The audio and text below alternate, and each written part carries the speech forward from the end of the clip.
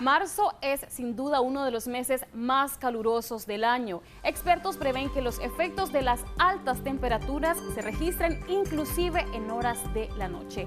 Vamos con Christopher Guevara, quien nos actualiza el panorama climático.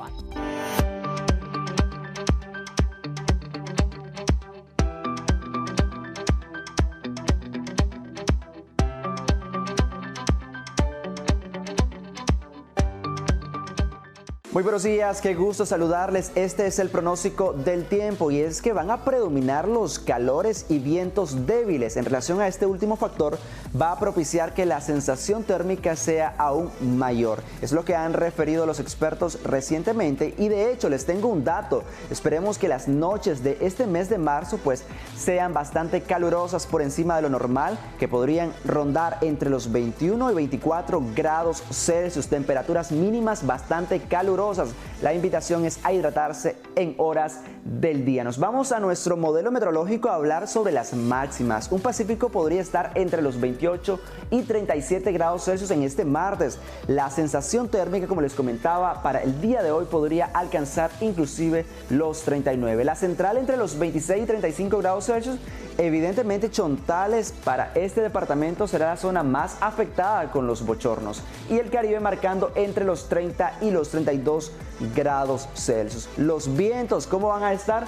Estos corrientes de bajos niveles van a propiciar que en el Pacífico marque de noroeste a este con 10 a 25 kilómetros por hora, con rachas que perfectamente puedan alcanzar los 45. Para la central de noroeste a este con 10 a 20 kilómetros por hora y rachas oscilando entre los 35 y los 40. El Caribe de noroeste a norte con 10 a 20 kilómetros por hora y rachas que podrían superar los 45. Nos vamos a hablar sobre las lluvias, bastante dispersas, es lo que analizamos para el pronóstico de este día, y es que a las 11 de la mañana se mantienen en la parte del Caribe y municipios de la parte este de la región central. Y los lugares aledaños al Gran Lago de Nicaragua lucen bastante nublados y con algunas lluvias de manera dispersa. 2 de la tarde, cuando el reloj marque, tenemos bastante dispersas las precipitaciones. Notamos en la parte central entre Buaco con San Benito también, Ciuna, Alamicamba y resto del país bastante despejado, y se disipan aún más a eso de las 5 de la tarde. Ya despidiendo el día tenemos los nublados para bastantes casos para Tipitapa, Ciuna y San Rafael del Sur. Para el resto del territorio bastante despejado, como les comentaba, y esperemos ambientes predominados por los calores. Me despido comentando sobre las mínimas, bastante calurosas las noches y las madrugadas para las próximas horas. Mínimas, Pacífico 23, 27 grados Celsius, inclusive se han elevado 1 o 2 grados de diferencia en comparación con la semana anterior. La central entre los 19 y los 25 y entre los 23 y los 25 para el Caribe. Hasta acá mi reporte, a hidratarse para evitar golpes de calor y tomar nota de las indicaciones que dan los médicos ante el incremento gradual de las temperaturas. Buenos días.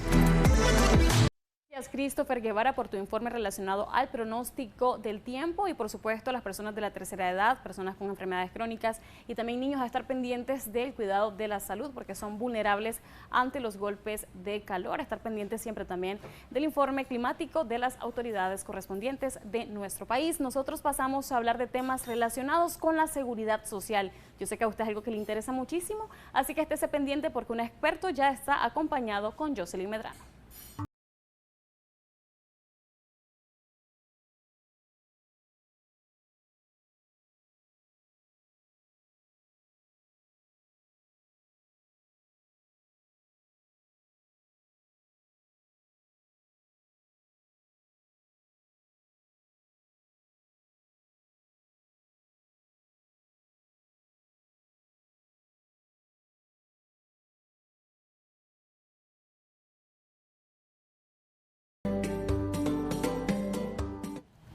Así es, hoy en nuestro segmento En Agenda vamos a hablar de seguro de riesgos profesionales. Se preguntará usted quién lo paga, ante quién se paga, qué trabajador tiene derecho a este seguro de riesgos profesionales, a qué nos referimos exactamente, qué tan amplia es su cobertura. Esta y otras dudas usted puede tener toda la aclaración de la mano de nuestro experto, quien ya está con nosotros, el doctor Manuel Ruiz, especialista en seguridad social. Siempre es un gusto conversar con usted de estos temas. Me imagino que así como yo tenía muchas dudas y tengo algunas otras, también nuestros televidentes van a preguntar y van a aprovechar su presencia. Recuerde que usted puede participar mediante sus comentarios en nuestra transmisión en Facebook, donde se encuentra en vivo como Canal 10 Nicaragua. Doctor, bienvenido. Gracias por estar con nosotros. Muchas gracias, Jocelyn.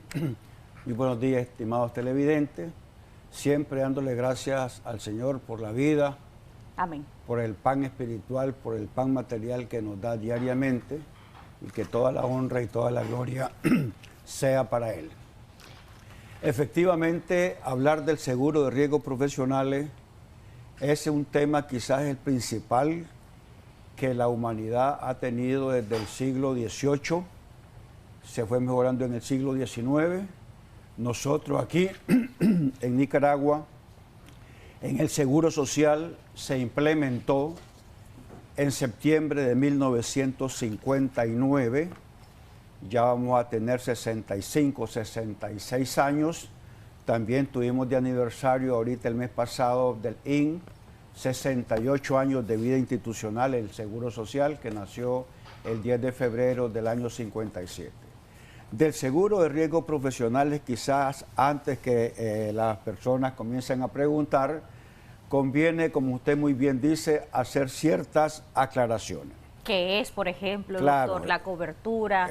¿Quiénes tienen derecho? ¿Quiénes pueden afiliarse? Muy bien, entonces, como decía, uno se implementó en septiembre de 1959 en la legislación del Seguro Social. 2, la tasa de cotización la paga exclusivamente el empleador con el 1.5%, el trabajador no paga ninguna cuota. 3, están protegidos para este seguro el 100% de los cotizantes afiliados en el RIN, en el régimen obligatorio, en el facultativo no. Porque es en el régimen obligatorio, porque usted está al servicio de un empleador y estando al servicio de un empleador puede accidentarse. En el régimen obligatorio integral. Integral o parcial. Ok, qué bueno. Porque el integral es 3 ramas: enfermedad, maternidad, invalidez, vejez y muerte y riesgos profesionales. En el régimen parcial no existe la rama de enfermedad y maternidad, sino que invalidez, vejez, muerte y riesgo profesional. Okay. Otra de las características fundamentales es que la tasa de cotización que paga el empleador se llama tasa uniforme. Esto significa de que cualquiera sea el riesgo, lo mismo es trabajar en una compañía de construcción o de minería que estar aquí en este canal donde los riesgos son menores. No es el mismo riesgo trabajar en una compañía de la construcción o una compañía de, digamos, de la zafra, etcétera, entonces se paga el mismo porcentaje según el artículo 11. Otra de las principales características es de que este seguro se fundamenta en el principio de automaticidad o inmediatez. ¿Qué significa eso? Significa que si hoy Recursos Humanos de este canal me contrata hoy a las 8 de la mañana, estoy a las 8:05, me accidento, automáticamente, aunque no haya cotizado al Seguro Social, ni la empresa me haya afiliado, porque realmente tenemos 3 días para afiliarme, entonces el Seguro Social me va a conceder las prestaciones como si el trabajador hubiese cotizado 43 años. Eso se llama principio de automaticidad. Otra de las características que no la tiene ninguna otra pensión es que si yo recibo una pensión por discapacidad parcial o total, puedo continuar. Supóngase que un periodista sufre un accidente o un camarógrafo sufre un accidente aquí, o la trabajadora que anda limpiando aquí el edificio se accidenta y tiene una limitación, al IN le corresponde pagar la prestación, y si le da una pensión tiene el derecho de continuar laborando sin ninguna limitación jurídica. Sin ninguna limitación jurídica, se llama compatibilidad absoluta, que puede seguir laborando y recibiendo su pensión. Si yo, joven, me accidento, me dan una pensión y llego a mis 60 años de edad, recibo las dos pensiones, la pensión de vejez y la pensión de riesgos profesionales que la financió mi empleador. Por eso, cuando yo me accidento, el empleador no está obligado a dar ninguna prestación al trabajador, artículo 76 de la ley, sino que le corresponde al INS pagar la indemnización o la pensión o la prótesis, etc. Si una viuda está recibiendo su pensión de viudez y se accidenta, recibe su pensión de discapacidad más su viudez. Y si llega a los 60 años, la pensión de riesgos profesionales, la pensión de viudez, más la pensión de vejez.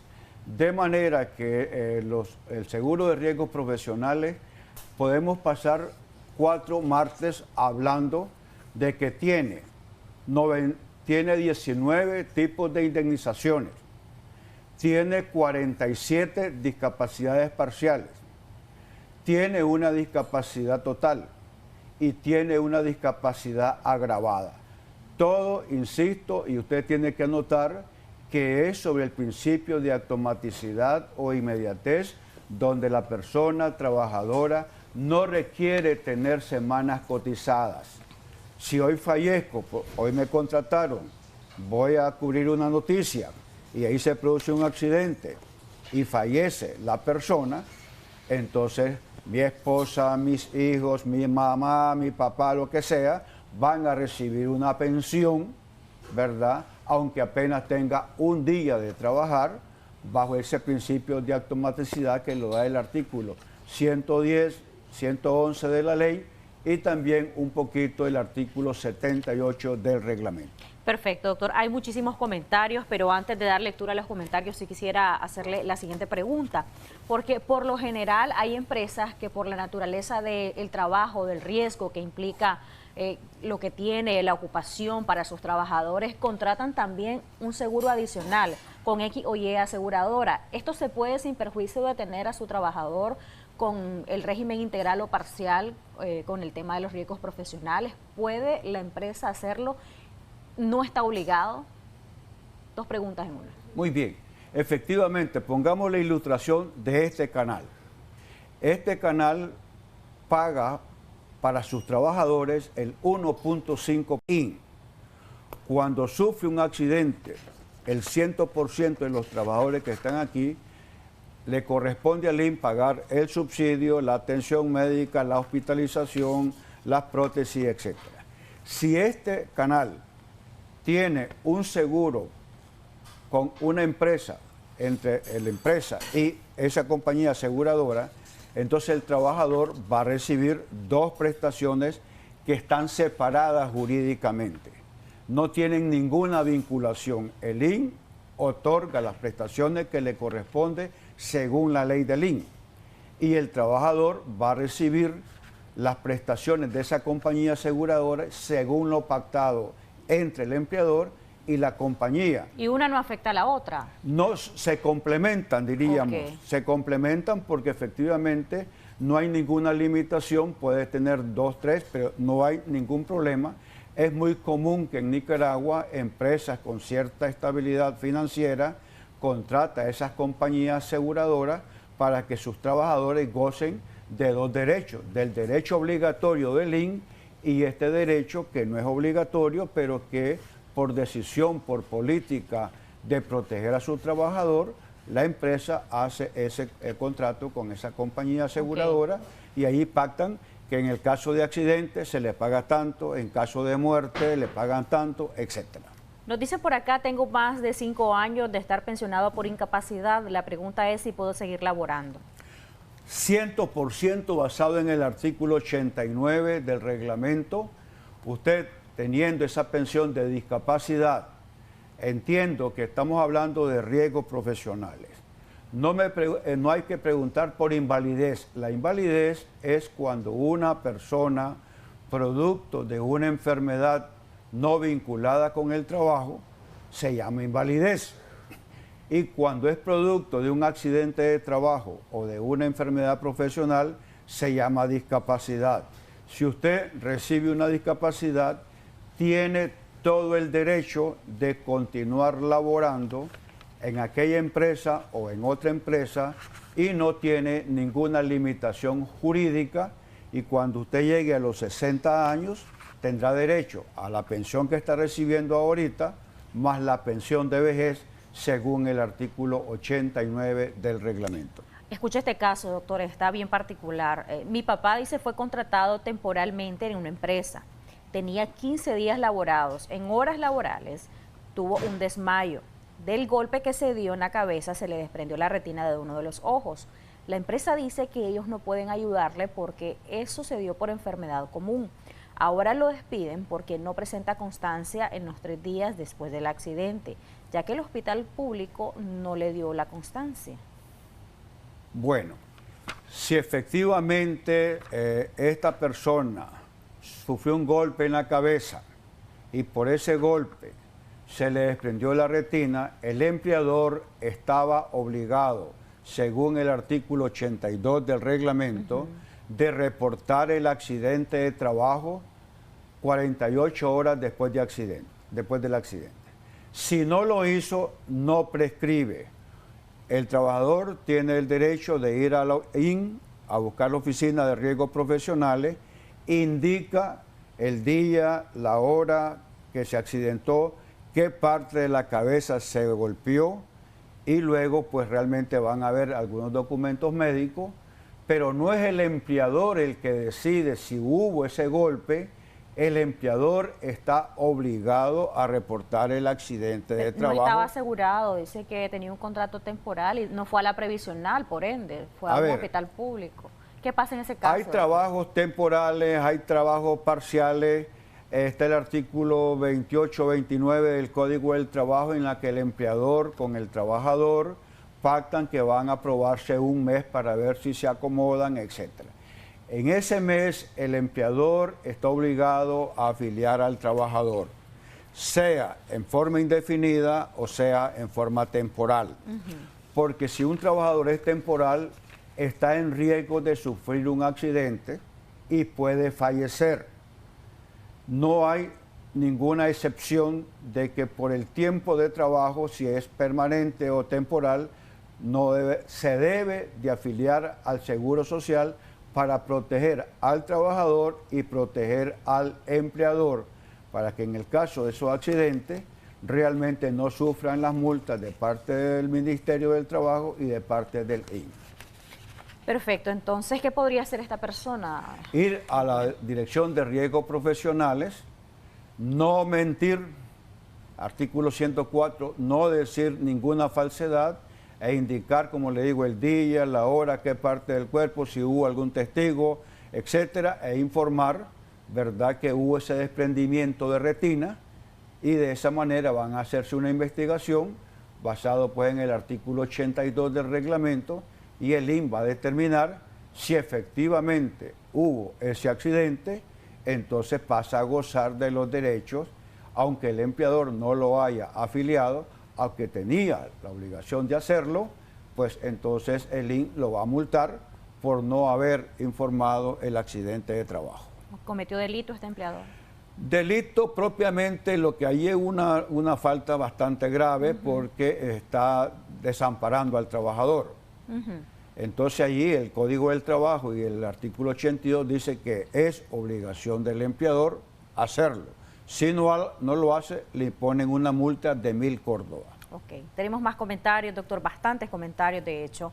¿Qué se debe hacer en caso de que una persona que trabaja para una tienda que no tiene ningún trabajador afiliado al INSS, pues pase esta situación? La situación es que uno de los colaboradores tuvo un accidente de trabajo.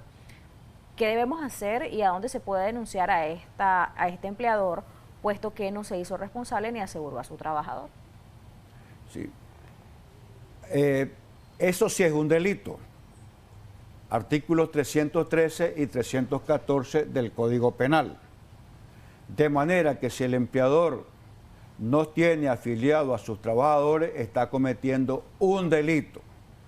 La primera obligación del empleador, así como paga sus impuestos, es obligación afiliar a sus trabajadores.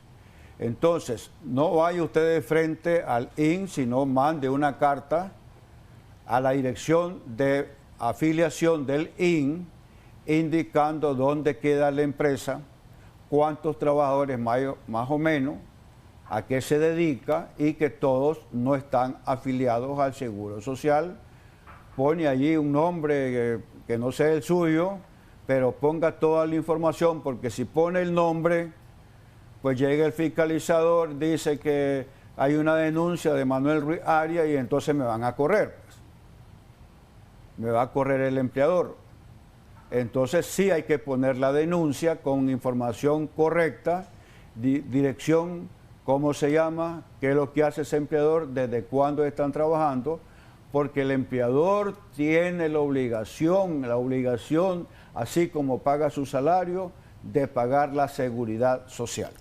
Escuche este otro caso, es de otro tema, pero vamos a darle lectura. Buenos días, soy pensionado por vejez y usted ha dicho que la institución puede hacernos un préstamo hasta por el doble de lo que nos pagan. Yo solicité y me dicen que solo me prestan 12.000. Eso es correcto, yo gano 8.000 córdobas, o a mí me pagan 8.000 córdobas. Sí, eso no está en la ley del Seguro Social, sino que está en la ley 160.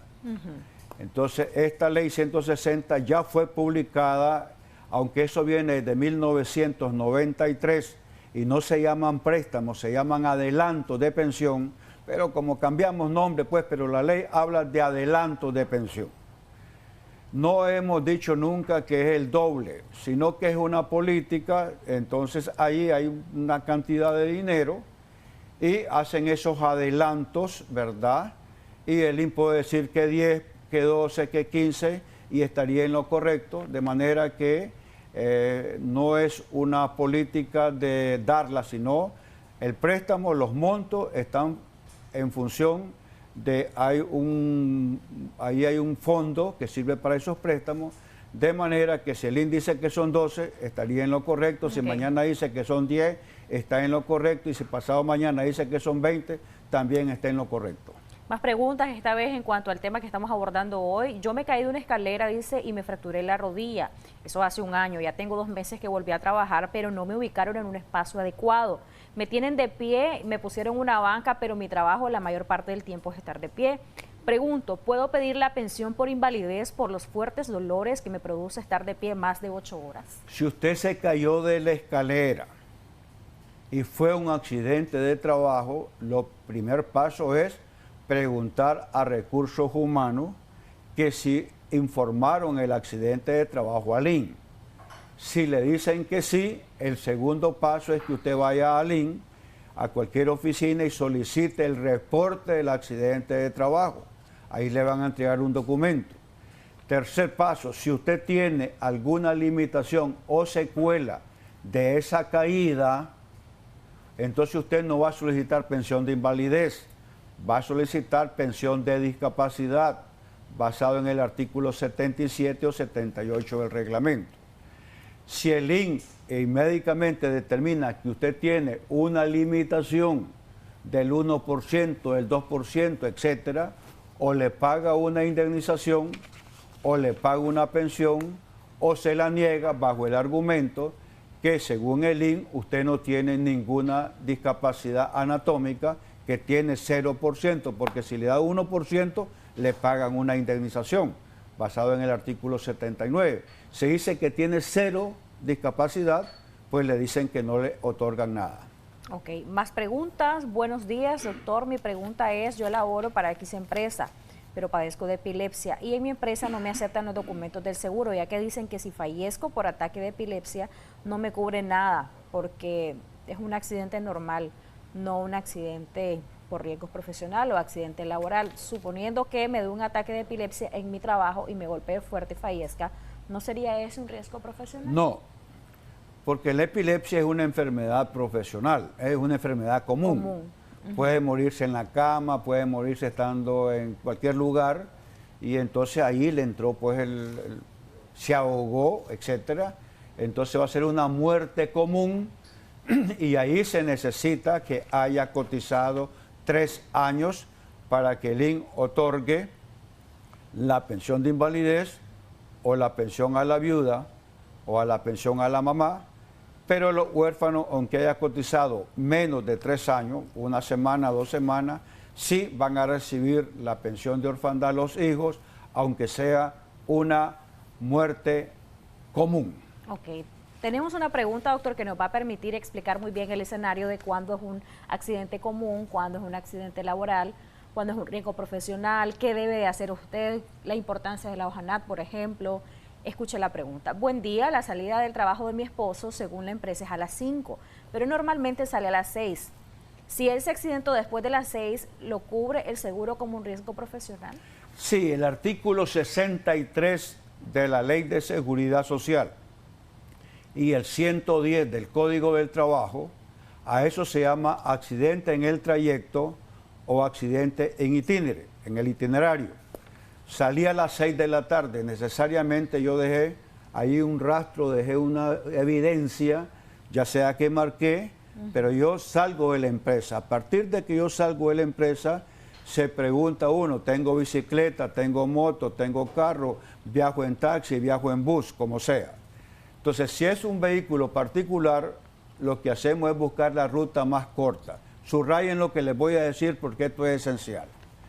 Dado que en las ciudades de todo el país a veces están componiendo las carreteras, a veces hay accidentes de trabajo, y voy del punto A de la empresa al punto B de mi casa, y en ese trayecto hay un accidente, la policía está desviando, o hay algún personaje que están protegiéndolo y tengo que desviarme, usted tiene que grabar algo que en ese momento está siendo desviado para que si en esa ruta que ya no es A a B, sino que cambié, giré a la derecha, giré a la izquierda porque está el accidente, están componiendo la carretera y ya hay desvío, entonces yo tengo con la tecnología, estimado trabajador, cuídese, si usted no lo hace, el INS va a decir posteriormente que usted se desvió. Él va a buscar la coma para decir, se desvió. Sí me desvié por una fuerza mayor o un caso fortuito. Entonces, en este momento estoy siendo desviado en el kilómetro tal, frente a tal parte, y entonces estoy desviado del punto A, me están enviando a la derecha y ahí se puede accidentar. Y entonces, cuando se informe el accidente en el trayecto, usted tiene que indicar de que en qué lugar hubo ese accidente o la policía estaba desviando para que efectivamente usted no pierda ese accidente de trabajo. Si no lo hace, entonces queda ahí, se olvida el día, la hora en que fue desviado y el INE dice, usted se desvió y por lo tanto no cumple los criterios que establece la... Y tiene que ser reportado en un periodo. Tiene que ser reportado 48 horas después de haber ocurrido el accidente y esa obligación la tiene el empleador. Y si no lo hace es una infracción muy grave porque está poniendo realmente en vulnerabilidad al trabajador y puede el trabajador indudablemente perder muchos derechos. En materia de riesgos profesionales hay más de 78 derechos. Perdí esas dentales por el accidente, el INS me los va a otorgar. Perdí un brazo, el INS me va a dar la prótesis, etcétera, etcétera. De manera que es muy importante pues de que si sale el esposo a las 6, 7 de la tarde o a las 5 de la tarde, siempre que vaya en la ruta, si en la ruta se mete al supermercado, usted perdió. Usted perdió. Usted tiene que irse. Entonces, si se metió al supermercado, si fue a buscar dinero porque le pagaron, eso es un accidente de trabajo. Usted va en la ruta, le informan de que le han depositado su dinerito en el cajero, usted se desvía al cajero, entonces es un accidente de trabajo según sentencia de la Corte Suprema de Justicia, porque ese desvío está vinculado con el trabajo. Okay. Solamente ahí está esa excepción, y la excepción es cuando a usted lo desvían por fuerza mayor o caso fortuito, entonces siempre, como le digo, debe de anotarse para que al momento que se informe el accidente se indique en qué lugar hubo esa desviación y que por eso me salí de la ruta. Ahora, se tiene que reportar en una hoja especial que llena se llama trabajador. NAT. Esa hoja se le entrega a su empleador. Es importante mencionar eso para guiar a nuestros televidentes, doctor. Efectivamente, existe una NAT, una notificación de accidente de trabajo. Todas las empresas tienen asignada una unidad de salud acreditada llamada USA. Cuando yo me accidento, este canal tiene una USA asignada. Se accidentó la persona, se va directamente a esa unidad de salud acreditada con la notificación del accidente de trabajo, con una copia. Entonces a usted lo van a atender. De tal manera que es importante que el empleador cumpla con la obligación, haga una entrevista con una técnica adecuada.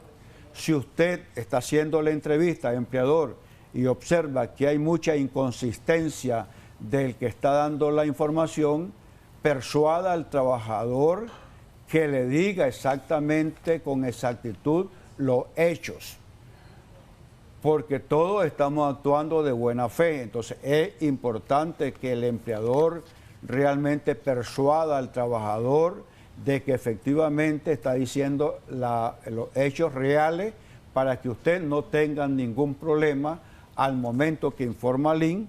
El IN hace una investigación a posteriori y puede confirmar que lo que se le ha dicho es falso.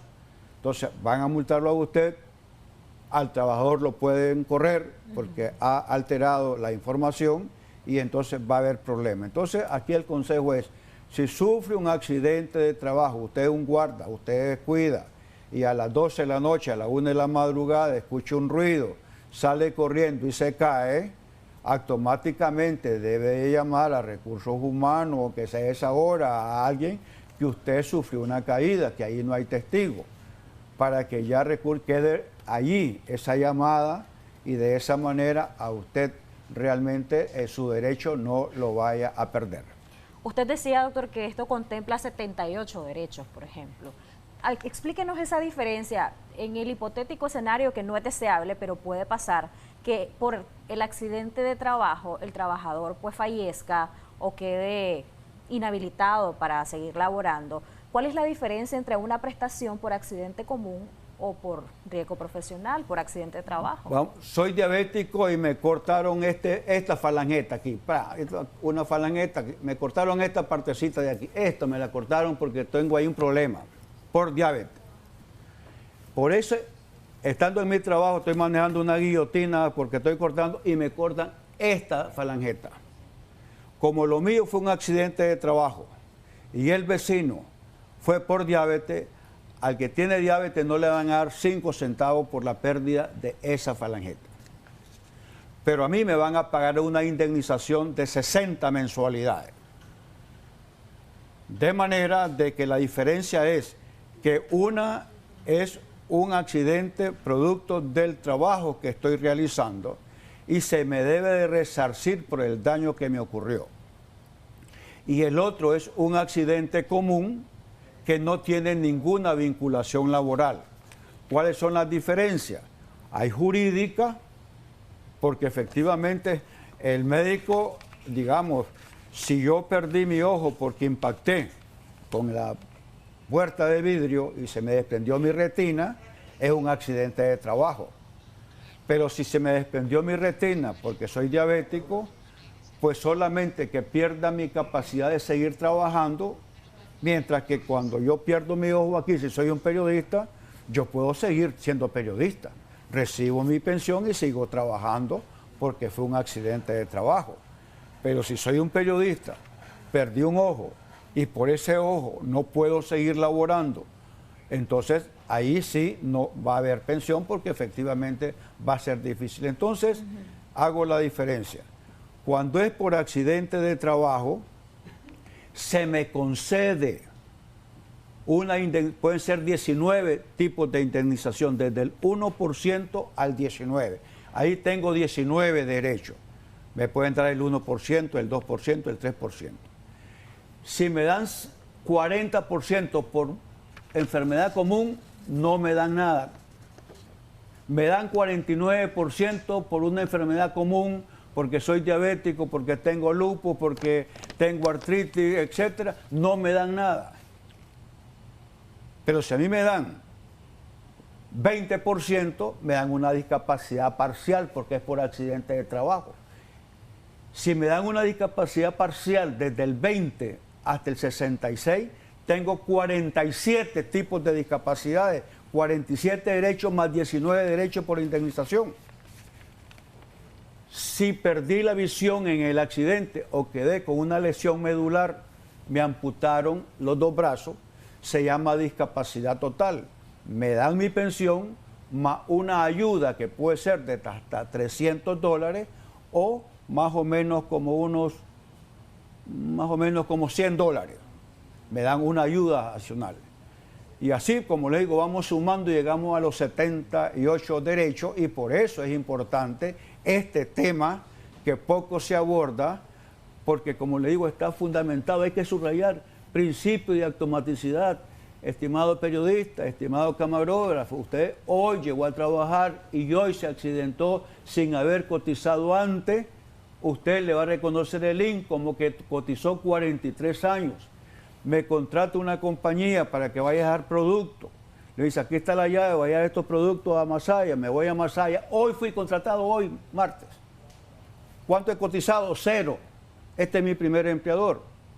Me voy a esa ruta, se produce un accidente, el IN me va a reconocer como que yo coticé 43 años. Ganaba 10.000 Córdoba, quedé con una discapacidad total, me van a dar 6.000, más el 13 puntos para mi señora, atención médica de por vida, etcétera. Esto es lo importante de que los recursos humanos conozcan todos estos derechos que genera el seguro de riesgos profesionales, que muchos derechos se pierden precisamente porque desconocen los derechos. Ese es el problema que ocurre. Y en caso de fallecimiento hay una notoria diferencia. Fíjense que en caso de fallecimiento, artículo 110, 111 de la ley, automaticidad. Muero, ¿cuánto tenía que cotizar? Una semana, un día. Pregunta, ¿hay mamá? Sí. ¿Es mayor de 60 años? Sí. Dale pensión. ¿Tiene esposa? Sí. Dele el 50% a la esposa. ¿Tiene un hijo menor de 15 años? Dele el 25%. Y mamá el 25%. ¿Y los gastos fúnebres los asume el INS? Artículos 61, 62 y 63 del reglamento. Aquí está el ataúd. No, que ya lo enterré, aquí tiene un subsidio. ¿Cuánto ganaba usted? 20.000, le van a dar 10.000. ¿Cuánto ganaba usted? 50.000. Tome el equivalente a $750. Aunque el ataúd haya costado 500, el INS le va a dar $750. ¿Cuál es la pensión del pensionado de vejez? 1.500. Falleció. No quieren el ataúd porque ya lo enterraron. Como su pensión es de $1.500, el INS le va a pagar $750 equivalente al servicio de funeral, según los artículos 61, 62. ¿Y si es accidente común es distinto? Si es accidente común, igual. En esos se igualan los derechos. Okay. Pero en cuanto al subsidio de funeral, esa epilepsia que se murió, le dice, sí se murió. Entonces es una muerte común, le van a otorgar el ataúd o el subsidio según sea la circunstancia. Doctor, siempre es un gusto conversar con usted. El tiempo se nos hace breve, cortísimo para estos temas de gran importancia. Gracias a ustedes, nuestros televidentes que siempre participan. En pantalla está la forma en que usted puede escribir, llamar al doctor Ruiz, pero sobre todo escribir. Y también a través de los correos electrónicos. Recuerde siempre las recomendaciones que le hace a nuestra audiencia, doctor. Sí, recomendación. En este momento que en todo Nicaragua están reparando las calles en la ciudad o en la carretera, si a usted va de su trabajo a su casa o viceversa y lo desvían, en su teléfono grave en qué kilómetro lo desviaron. Porque si se produce un accidente fuera de la ruta, ya usted va bien preparado. Tenga la plena seguridad que eso es el mejor derecho. Es el mejor derecho porque se garantiza que usted se produjo el accidente fuera de la ruta porque lo sacaron, la policía lo está desviando porque hay un accidente, lo está desviando. Entonces usted reporta el accidente y entonces usted va a estar protegido de todos los derechos y si no está trabajando después, usted conserva su derecho a la salud con carácter vitalicio. El seguro de riesgos profesionales en el IN es una de las mejores prestaciones que tiene la clase trabajadora. Y por eso es que el trabajador no ande diciendo que es burocrático, que prefiero... No, hay accidente blanco, rojo, negro, etcétera. Hay esos accidentes. Reporte el accidente, no importa que usted... Pero diga qué parte se golpeó el ojo. 6 meses después, perdió la visión, no reportó el accidente, usted perdió. Se golpeó la columna, se dio vuelta el vehículo, pero ¿cómo entonces?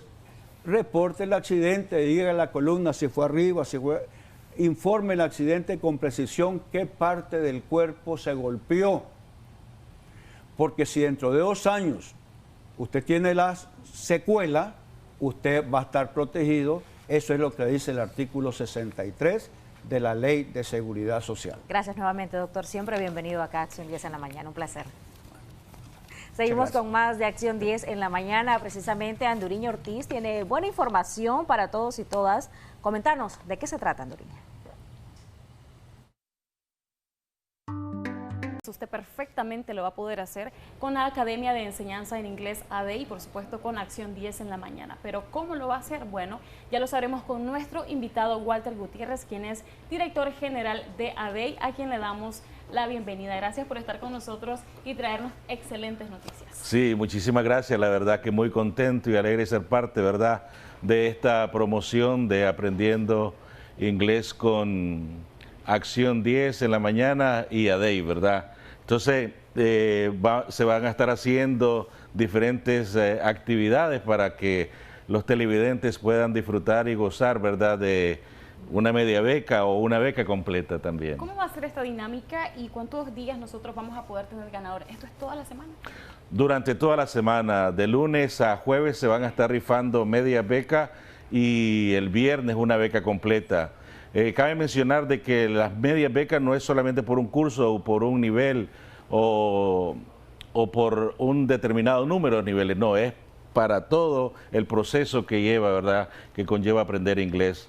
La academia ofrece 16 niveles en total, es año y medio más o menos para sacarlo, ya sea en diarios, sabatinos, dominicales y también en vierninos. ¿Cuándo inicia esta promoción en la que nosotros podemos llevarnos media beca o una beca completa? Ya desde mañana, mañana ya comienza esta promoción, ¿verdad? Es verdaderamente importante, herramienta fundamental para el profesional y para el que quiere incursionar, ¿verdad?, en actividades que se utilice el idioma inglés. Antes se miraba como una carrera técnica o como algo de lujo, pero ahora es una necesidad, herramienta fundamental para el profesional y para el no profesional también. Esos elementos pedagógicos que ustedes brindan en su academia para poder agilizar lo que es el aprendizaje de este idioma, coméntenos un poquito acerca de esa calidad que ustedes brindan al estudiante que se une a estudiar con ADEI.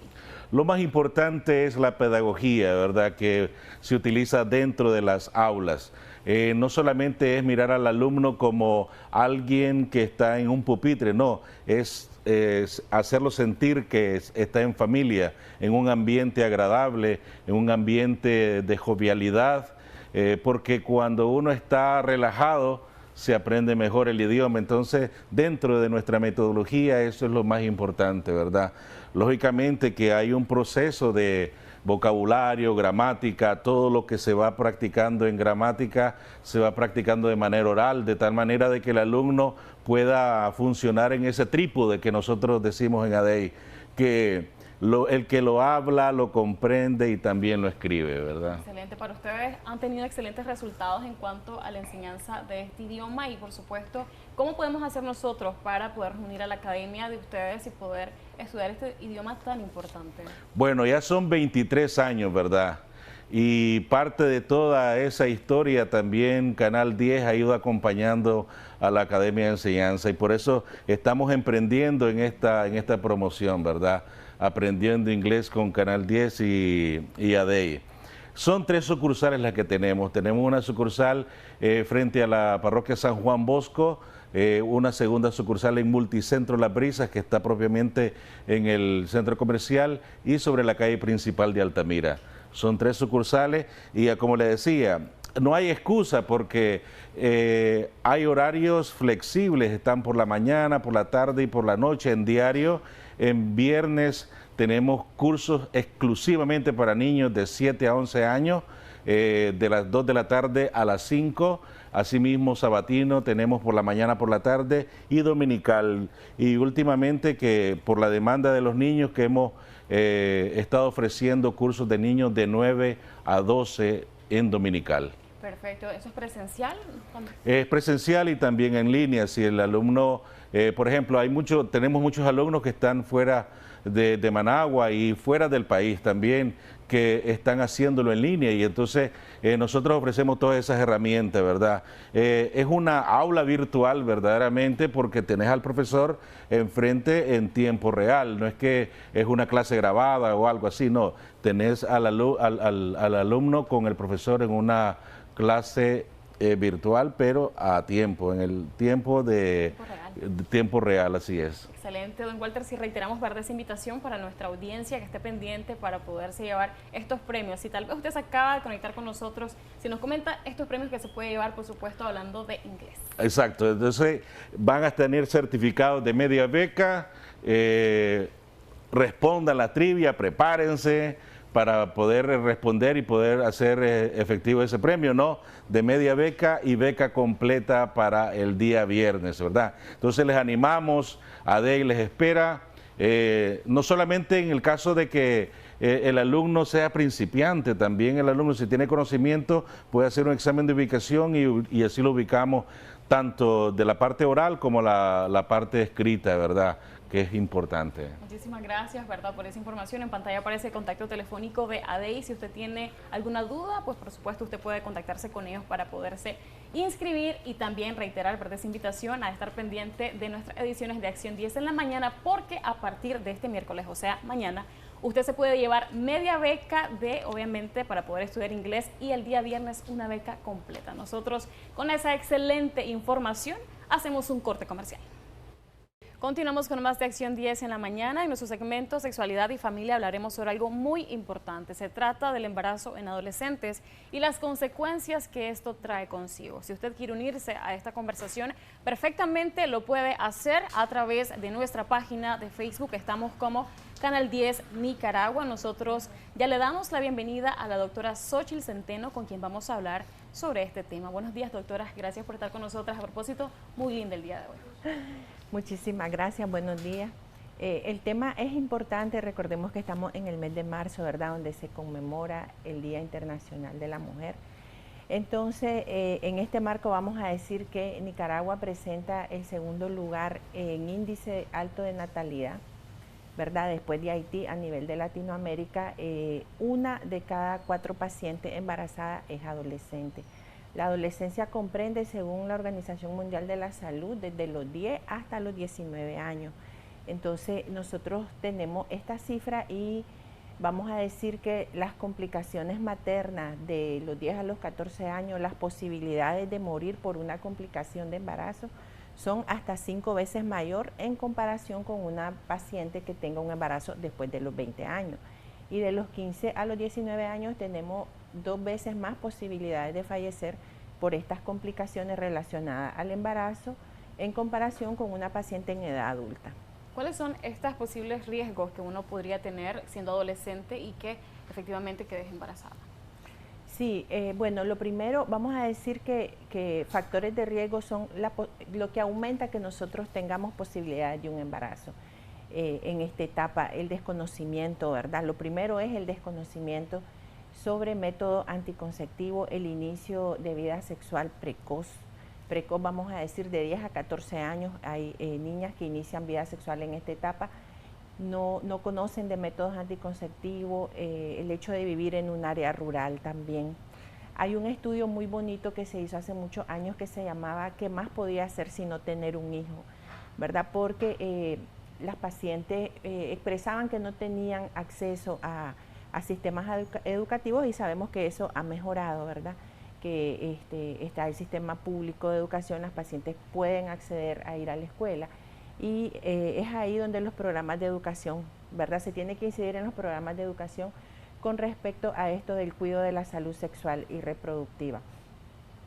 Recordemos que lo primero que pasa cuando una adolescente sale embarazada es la deserción escolar, no va a clase, y esto pues lo hace, es como una, vamos a decirlo, aunque suena feo la palabra, una carga para la familia, ¿verdad? Ya la niña se limita a sus oportunidades de estudio y a nivel psicológico también le crea mucha ansiedad, mucho sentido de culpa. Son pacientes que tenían probablemente planes de vida, ¿verdad? Que querían tener una profesión y se limita al verse embarazada. Lógicamente, pues sabemos que esto no impide, ¿verdad?, que más adelante ellas puedan continuar su estudio. Sin embargo, esto hace una pausa. A nivel físico vamos a tener mayores posibilidades de pacientes, de bebés con bajo peso al nacer, ¿verdad? Sobre todo para el recién nacido hay muchas consecuencias porque de inicio las niñas no dicen que están embarazadas, ¿verdad? Es algo que pasa desapercibido para la familia hasta que el embarazo es evidente. Lo pueden ocultar. Sí, claro, se oculta por la culpa, por la vergüenza, porque saben que a nivel social, a nivel familiar, esto va a traer muchas consecuencias.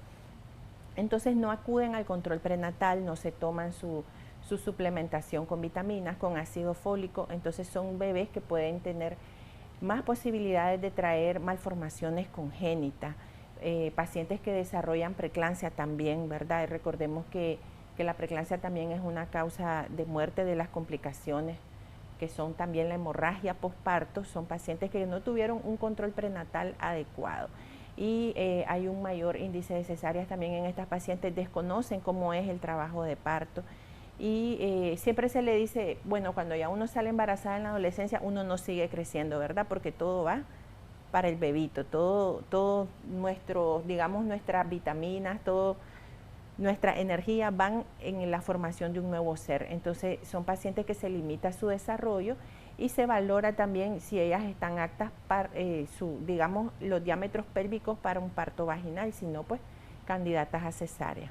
Ellas podrían ser, o sea, más bien podrían quedar tal vez o morir en el labor de parto, sabiendo que no las conocen. Obviamente usted explica que hay una valoración de que si estas pueden estar sujetas a cesárea y que es lo que mayormente ocurre, pero ¿cuál es el riesgo de este proceso para las adolescentes? Sí, casi siempre cuando ya van al control prenatal ya van en estado de embarazo avanzado. Muchas veces no saben cuándo es su fecha de última menstruación con exactitud. Recordemos que en la adolescencia tenemos ciclos irregulares y pueden ser normales. Entonces hay pacientes que desconocen en qué momento quedaron embarazadas. No tenemos ultrasonidos precoces. Un ultrasonido de los primeros 3 meses nos ayuda muchísimo para valorar una fecha probable de parto. En el caso de un adolescente no tenemos ese dato porque ya tenemos ultrasonidos ya del embarazo en etapa avanzada y pues es menos efectivo para hacer este cálculo. O sea, entonces nosotros hacemos como una predicción de más o menos cuándo pudiera ser que la paciente quedó embarazada o cuánto tiene de embarazo, pero esto nos dificulta ver si el peso que tiene el bebé es adecuado para la edad, porque prácticamente la edad del embarazo es desconocida. Entonces por eso se incurre más en partos prematuros, porque son pacientes que no llevan esa cuenta, les da dolores, no van al hospital hasta que ya los dolores son más fuertes y no podemos detener, digamos, aunque sepamos que es prematuro, si ya llega con un trabajo de parto avanzado no se puede detener. Entonces se incurre más en ese hecho, pues, que en la falta de cálculo para el bebé, y son bebés con mayor índice de bajo peso al nacer, de malformaciones congénitas, de complicaciones a largo plazo, por ejemplo, por el embarazo prematuro, con problemas auditivos, ¿verdad?, problemas visuales y pulmonares al nacer. Al no haber este control prenatal, obviamente sabemos que esto ocurre principalmente, puede ser en el primer trimestre o en el primer cuatrimestre de embarazo. Pudiésemos estar quizás frente a un posible aborto cuando no hay este control y pues obviamente relacionado con la edad de la adolescente. Así es, muchas pacientes no saben que están embarazadas, comienzan a sangrar, ¿verdad?, hasta que tienen una hemorragia, van al hospital y hasta ese momento se dan cuenta que están embarazadas. La pérdida de embarazo recurrente en esta edad también es frecuente. Eso también limita pues el hecho de que la paciente vaya a clase, limita el hecho de que se vuelva ella, ¿verdad?, aunque pierde el embarazo, a reintegrarse a nivel de cómo estaba ella. En los sistemas educativos sí se hace el hincapié, por ejemplo, de que estas pacientes tienen opción, si tienen embarazos de alto riesgo, de poder ir a clase los sábados, ¿verdad? Si son pacientes que inmediatamente después se tienen que integrar a una vida laboral, entonces casi siempre no tienen un seguro médico por la edad. Recordemos que el INSS cubre hasta los 12 años. Entonces, todo lo que es el sistema de acceso a salud es un poco limitado para el adolescente y más también si son pacientes que vienen procedentes del área rural. Hay embarazadas que se tienen que bajar en hamaca y pasar varias horas para poder llegar a una unidad de salud. Entonces, todo eso hace que haya demora en la atención y con las múltiples consecuencias que pueden haber, ¿verdad?, el nacimiento del bebé. En el caso del índice de adolescentes que mueren en el parto o en esta labor, como usted explicaba en el caso de la cesárea, ¿es alto a esta edad? Sí es alto en el sentido de que está relacionado a las complicaciones como la preeclampsia, como la hemorragia, como las infecciones puerperales, ¿verdad? Porque después cuando nace el bebé, la paciente tiene que acudir al centro de salud, siempre se le da cita a los 7 días para su valoración. No todas tienen acceso a ir y no todas van tan bien. Y eso hace que nosotros no detectemos que hay un proceso infeccioso, ¿verdad? Son pacientes que pueden presentar fiebre, hemorragia, posterior al parto. Pueden haber retención de placenta y el hecho de demorarse para buscar la atención médica hace que aumenten los índices de mortalidad por esta causa, ¿verdad? O pacientes que ya de forma tardía, en trabajo de parto tardío, buscan atención médica también por el acceso geográfico, esto se dificulta. ¿Cuál es, en el caso de, por ejemplo, si una adolescente queda embarazada y no solamente es un bebé, son 2 bebés, el riesgo es mayor? Sí, siempre es mayor. El embarazo múltiple a cualquier edad es un riesgo porque normalmente el humano estamos hechos para ser uníparos, ¿verdad? Para tener un solo bebé. Ya cuando tenemos embarazos múltiples ya incurre en el doble de riesgo. Son bebés que nacen de forma prematura, muy pocos llegan al final del embarazo. Y en el caso de la adolescencia, recordemos que no siempre tenemos la fecha, ¿verdad? De cuándo, la documentación de cuándo fue la fecha de última menstruación. No tenemos ultrasonidos de forma precoz, entonces nos guiamos con lo que tenemos de forma tardía, ¿verdad? Sí es importante recalcar que el hecho de ser adolescente es un factor de riesgo y esto hace que también nosotros, si la paciente ya está en nuestro control prenatal, la podemos citar, ¿verdad? El control prenatal total e ideal son 5 controles, pero estas pacientes a veces nosotros las citamos cada 3 semanas, o cada mes y pueden tener mayor número de control para que nosotros podamos detectar riesgos que pueda tener la paciente y complicarse al finalizar, ¿verdad?, el embarazo, al llegar ya al trabajo de parto. ¿Cuándo una mujer físicamente está preparada para poder iniciar este proceso de embarazo? Según la Organización Mundial de la Salud, de los 20 años a los 34 años es la edad ideal y es muy buena pregunta porque casi nadie pregunta cuándo es la edad ideal para embarazarse.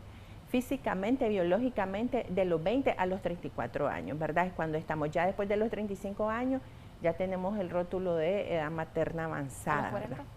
A los 40 también es edad materna, o sea, desde los 35 es edad materna avanzada y este también es un factor de riesgo para complicaciones que son muy diferentes a las de las adolescentes porque ya incurre más en el hecho que la paciente pueda tener pérdidas del embarazo o que no logre embarazarse por edad. Si mi duda era porque acá en Facebook nos preguntaba a alguien que quería quedar embarazada y tiene 40 años de edad. Doctora, sus recomendaciones en pro, obviamente, de prevenir lo que es... Conocimientos sobre salud sexual y reproductiva, porque esto es cuestión de prevención. No es que vamos a fomentar el hecho de utilizar métodos anticonceptivos en adolescentes, pero si la paciente ya está teniendo relaciones, lo ideal es que ella tenga acceso en los servicios de salud a un método anticonceptivo seguro y eficaz. Perfecto, muchísimas gracias, doctora Xochitl Centeno, por esa información tan importante. Esperamos que esas recomendaciones, esos puntos, ustedes lo tomen en cuenta obviamente con sus familias y adolescentes, ¿verdad? Ese cuidado y esa facilitación de acceso a lo que es esta información relacionada a la sexualidad. Nosotros así hacemos un corte comercial, enseguida volvemos.